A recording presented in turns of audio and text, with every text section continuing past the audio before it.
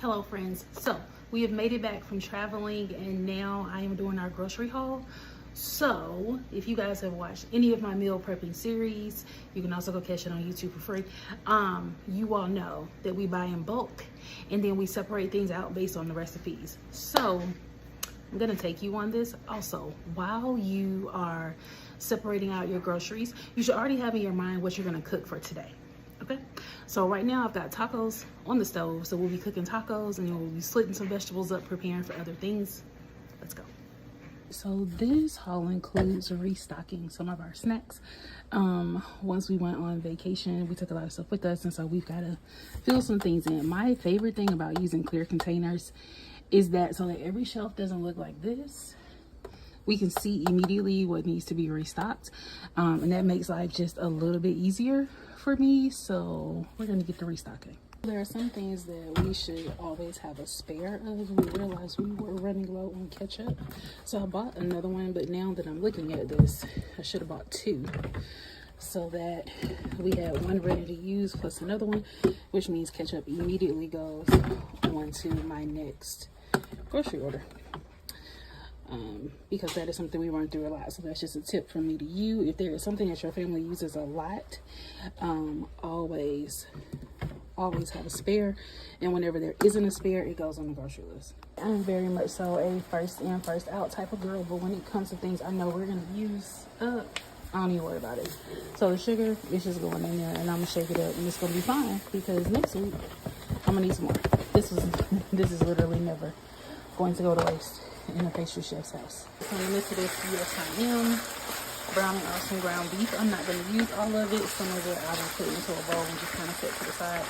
And then I have extra taco meat a little bit later, but we're going to make taco meat. Taco seasonings. We turn this amount of water, stir it up, and then we're going to add salsa to it, and that's going to give us more flavor.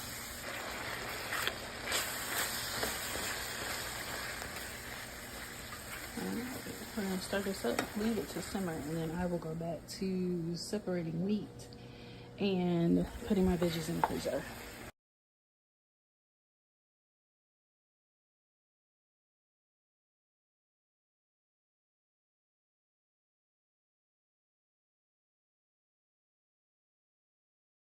So when you have your mixed vegetables like this, when they are fresh, these can be turned into stir fry. They can be used for soup. They can be used for salads. They can be used probably for roasting, in my case, in the coming weeks. So I'm going to go ahead and pop these in the freezer. One has more than the other because I know how I'm going to use them. So I split them up based on that. That way these are just freezer ready. We can pull them out and use them on the day we're going to.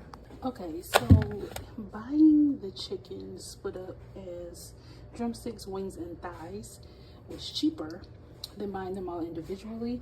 So I got 2 packs of this, and then I'm going to split them up into drumsticks, bone-in thighs, and separately wings in my freezer. So I save money, and I also have all the chicken that I want, and then I also got some boneless, skinless chicken thighs. I'm going to split this up in 2 because these will become crock pot meals and I can chop them up and it'll feed a family of 4 only using 4 breasts. Okay, so to get this started, I have set up my holders so that I can very easily take the meat out of the packs and then drop them over into the bags. So everything is separated into their various bags. And then I think I'm going to leave that whole and turn it into something different than I thought I was going to originally, and that's okay.